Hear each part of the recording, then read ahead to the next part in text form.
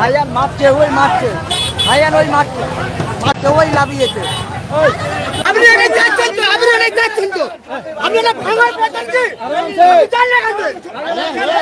মুসলিম এলাকায় এইভাবে এবং সবচাইতে বড় কথা এই ভাঙড় আর ক্যানিং তৃণমূল যদি শওকত মোল্লা তাকে না টিকিট দেয় তৃণমূলের পজিটিভ বলবো। এই শওকত মোল্লার জন্য কিন্তু টিএমসির ভোট পার্সেন্টেজ কমবে।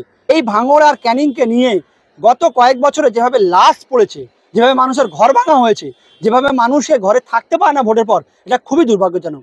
তার কিন্তু হিংসভাগ আমি বলবো শওকত দাও আছে, আর তারা বিভিন্ন ছোট বড় নেতারাও আছে। এবং এই যেভাবে সাংবাদিক সম্মেলনে করে ভাঙড়ের আমাদের প্রাক্তন বিধায়ক আরাবুল দা এবং যেখানে কাইজার সাহেব যিনি জেলা পরিষদের সদস্য ছিলেন, কম বেশি শওকত মোল্লাদার বিষয়ে যে অভিযোগ করেছে উনি এখানে রক্ত নিয়ে হোলি খেলা করছে, সেটা আমরা ভাঙড়ের ভোটে বিভিন্ন দেখেছি, বিশেষত রাজ্যসভার যে বিধানসভা ভোটে এবং অঞ্চল ভোটে যেভাবে মানুষকে খুন হতে হয়েছে সেটা দুর্ভাগ্য। যেভাবে মানুষ খুন হয়েছে অঞ্চল ভোটে এবং বিধানসভা ভোটে সত্যি কথা দুর্ভাগ্য। এবং সেটা ক্যানিংয়ের ক্ষেত্রে আমরা দেখেছি এবং মানুষের ঘর ভাঙা হয়েছে অঞ্চল বিধানসভা ভোটের পরে, মানুষ থাকতে পারে না কম বেশি, আমরা সবাই জানি, এটা কিন্তু দুর্ভাগ্য। তো আমি একটা তৃণমূলের অন্তত যারা সেল আছে, কোর কমিটি আছে, যারা বুদ্ধিদীপ্তগুলো কাকে টিকিট দিবে কাকে না দিবে বিভিন্ন করে, একটা কথা বলবো, যেসব নেতারা মুসলমানদের জনগণের রক্ত নিয়ে খেলা করে, যেসব নেতারা মুসলমানদেরকে কথা বলতে দেয় না, তাদেরকে এক প্রকার হিটলারি শাসন করে, তার মধ্যে ক্যানিং কিন্তু একটা আছে, সেই নেতাদেরকে টিকিট দিবেন না। তৃণমূল যদি শওকত মোল্লা তাকে না টিকিট দেয় তৃণমূলের পজিটিভ বলবো। এই শওকত মোল্লার জন্য কিন্তু টিএমসির ভোট পার্সেন্টেজ কমবে।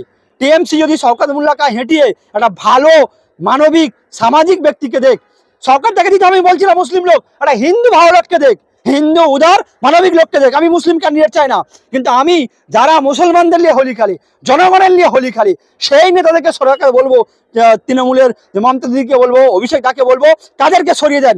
এই জন্য সারা রাজ্যে আপনাদের ভোট কমবে, তৃণমূলের ভোট কমবে, অন্তত বিজেপি বিরোধী ভোট কমবে। আমি চাই বিজেপি বিরোধী আমাদের রাজ্যে তৃণমূল ক্ষমতায় আছে, তৃণমূল ভালোভাবে বিভিন্ন জায়গায় সিটে জিতে জয়লাভ করুক, বিজেপি বিরোধীরা জয়লাভ করুক, এবং সেখানকার তৃণমূল এক নম্বর দল। সেখানে যদি এই যে হারমাদের মতো নেতাদেরকে দেন, তাহলে কি হবে, সেই হারমাদ নেতাদের জন্য অন্য জায়গাতেও মানুষ ভোট দিবে না, এবং ওখানেও কিন্তু ভোট তারা দিবে না।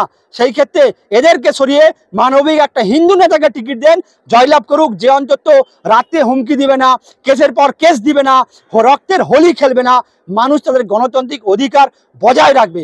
এবং আরাবুল আর যে কাইজার দা যেটা সাহসিকতায় করেছে, আমি বলবো অন্তত একটু মানবিক মুখ দেখিয়েছে, যে রক্তের হোলি খেলা, হুমকি, খুন, সন্ত্রাস থেকে তারাও বেরিয়ে আসতে চেয়েছে, তারা বলেছে আমরা মানবিকতার দিকে এগিয়ে যেতে চাই। তাদেরকে আমি ধন্যবাদ দিলাম, তারা অন্তত হুঁশ ফিরেছে, যে জনগণকে শাসিয়ে, জনগণকে হুমকি দিয়ে তাদেরকে হত্যা করে রাজনীতি হয় না।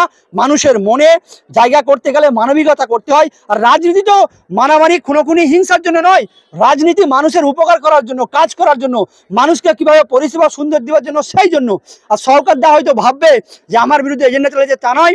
শওকত দা সবাই জানি আমরা 2008 সালে ওই ক্যানিং এর জীবনতলা বাস স্ট্যান্ডে আমাদের মুখ্যমন্ত্রী যিনি বিরোধী নেত্রী ছিলেন 2008 সালে ওখানে সভা করতে গিয়েছিলেন। সেই সভা করতে গিয়ে সেখানে কিন্তু সভা থেকে দিদি নেমে এসছে, সভাকে বোম মেরে উড়িয়ে দেওয়া হয়েছিল, দিদি তাড়া হয়ে গাড়িতে করে পালিয়ে আসতে পেরেছিল।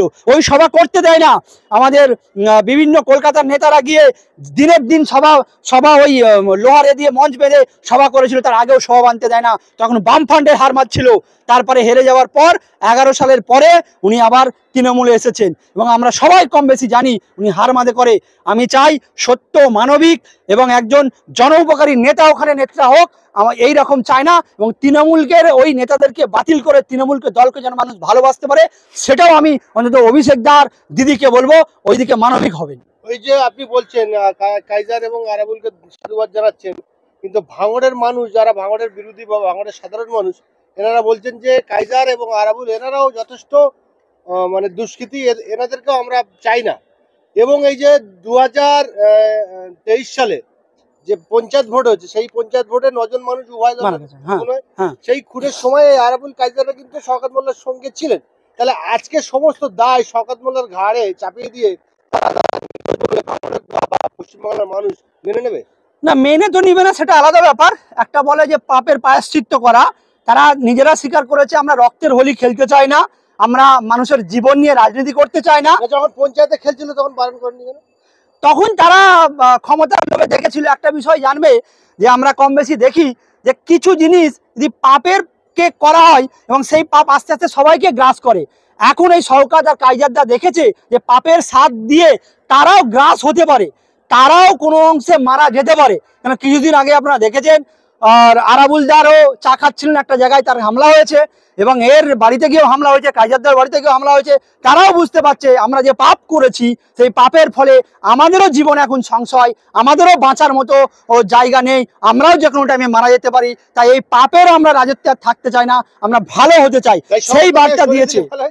তারা যদি সেই ভালোর পথে গ্রহণ করে এবং তারা যদি এই রাজনীতিটা একদম পুরো করে যায়, একে যে বলে না যে পাপের প্রায়শ্চিত্ত যদি করে আসে, তাহলে মানুষ তাদেরকে এবং সেই মানুষ গ্রহণ করবে। তার পরবর্তী পদক্ষেপ আছে বিভিন্ন জায়গায়, তো মানুষ কম বেশি বুঝতে পারে। অনেক টাইমে মানুষ হয়তো প্রকাশ্য বলতে পারে না, কিন্তু মানুষ জানে এই খুন কে করিয়েছে, এই রাজনীতি কে করিয়েছে, কে ঘর ভাঙালো, সবকিছু মানুষ বুঝে। তো মানুষ তার জবাব দিবে।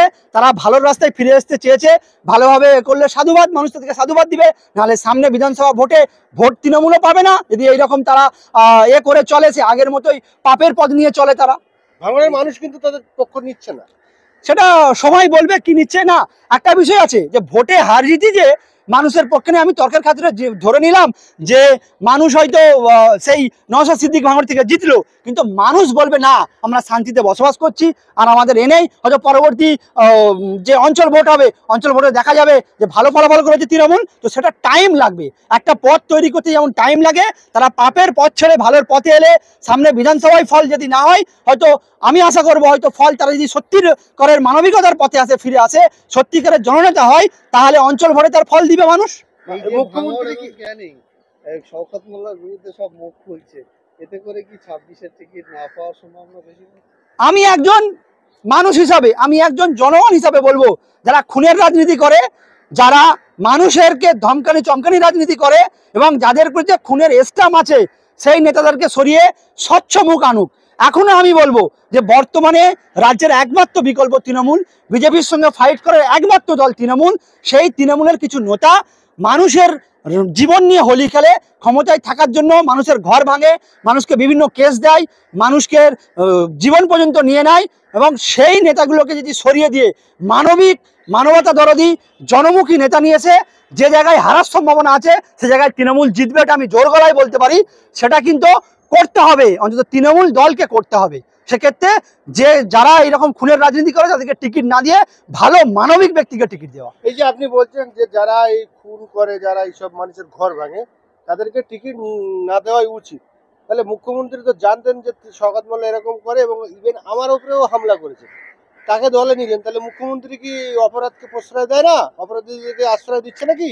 হ্যাঁ, এখানকাতে অপরাধীকে প্রশ্রয় দেওয়ার ফলেই এটা যদি আজ ভালো ব্যক্তিত্ব যদি এই ক্যানিং আর ভাঙড়কে যদি ভালো ব্যক্তিত্ব শাসন করতো, তাহলে আমি মনে করি যেভাবে নওশাদ সিদ্দিকী সিট পেয়েছে এই সিটটা পেতো না, সেইখানেই কিন্তু টিএমসি জয়লাভ করতো। কিন্তু সেই একটা সিটের জন্য সারা বাংলায় আরও 5টা সিট পাবে এমন পথ তৈরি করে নিয়েছে। সেক্ষেত্রে কিছু ভুল করেছে, সেই ভুলের মাসুল কিন্তু ভাঙড় গেছে, আরও কিছু সিট যেতেও পারে। সেটা যদি রিকভারি করে ভালো মানবিক মানুষদেরকে এবং এই খুনের রাজনীতি যদি অবসান ঘটায়, তাহলে আবার তৃণমূল সরকার আবার ফিরে আসবে সেখানে।